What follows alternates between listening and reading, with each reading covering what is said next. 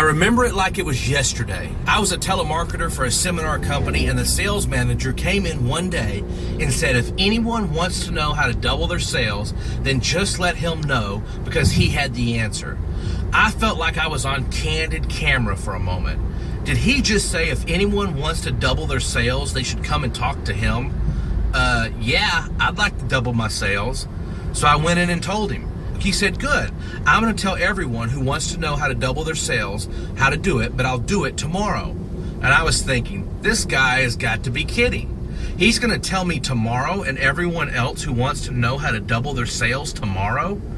In retrospect, it was a great strategy by the sales manager. He could have called a meeting and said, this is how you double your sales. Everyone would have listened and been interested, but it might not have made such an impact if he had done it that way. The interest may not have been peaked enough that I still remember it a decade and a half later. So he got everyone's attention by the end of the day because everyone had come to him and told them that they wanted to double their sales. The next day came around and he called the meeting. We were all telemarketers, and so he asked us how many appointments we were setting.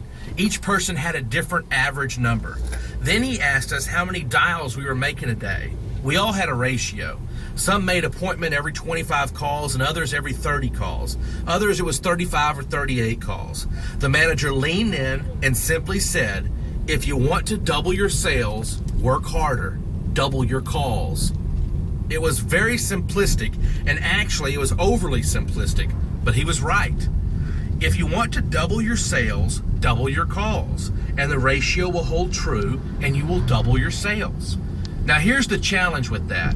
If you're already putting in a full 8 hours a day and working hard, then it's going to be really hard, if not impossible, to double your sales. The reality is that none of us were putting in 8 hours of work. Like most underachieving sales teams, we were on the clock or in the office for 8 hours, but in reality, only getting 4 hours worth of work done. That was the problem. The problem is we weren't putting in full days. One of the manager's favorite saying was, anyone who wants to work half a day can. I remember the first time he said this, I thought, wow, that's pretty cool. We can work half days. That rocks. But that was a little premature. The manager then went on to say, yep, that's right. You can work a half day. You can work the first half or the second half, the first 12 hours or the second 12 hours. It doesn't matter to me. He would then always walk away chuckling to himself, and we were left shaking our heads. The moral of the story is this. It may be hard, if not impossible, for you to double your sales calls. On the other hand, there are many of you listening to this program right now, and doubling your sales calls would not be that unreasonable. You could do it and still might not be working a full day. How do I know this? Because I used to be one of you and worked with many of you. To be the top performer in sales, you need to be a hard worker. You're not going to beat the laws of nature. You're not going to reap more than you sow. It is pretty simple. The harder that you work, the more money and income that you're going to generate. Now, there are a few ways that you can double your calls and actually work less. I see so many salespeople get up in the morning and unstrategically go about their days. I suggest you use the quarter tank strategy. The quarter tank strategy is this. If you have a quarter tank of gas, you are going to be really smart about running around town.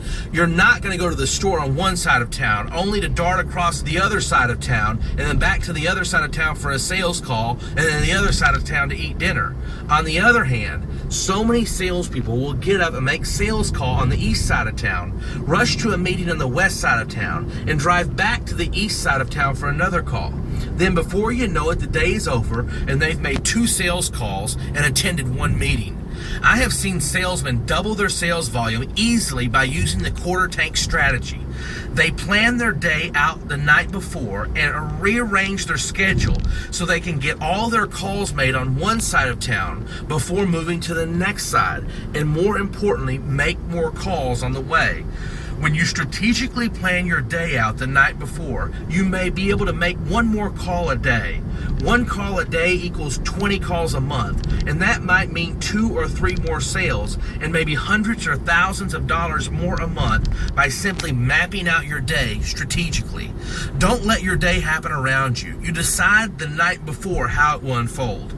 Another great strategy to increase your number of calls without increasing the amount of hours you work is to make calls on the surrounding businesses when you finish the call. I know a man who refinished furniture in hotels. He travels around the country and is in different cities all the time. Let's say he's in Chicago refinishing furniture. One day he takes a break from his refinishing work.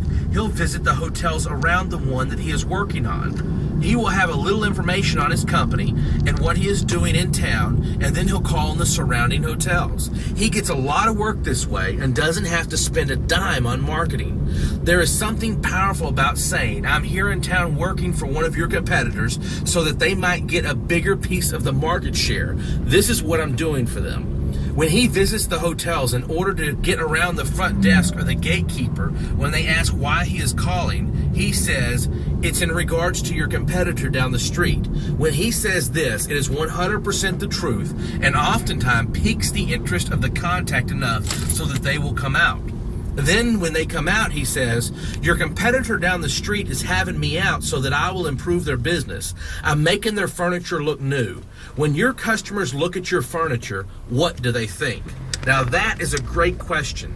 He is not asking them if they are interested. Instead, he is engaging the manager and making him put himself in the shoes of the customers. This question causes the manager of the hotel to stop and think. This is a great question. When you ask open-ended questions, you've put the ball in play in baseball terms. You may or may not have hit a home run. You will still have to stay tuned to find that out, but you definitely didn't strike out, and the ball is moving in the right direction.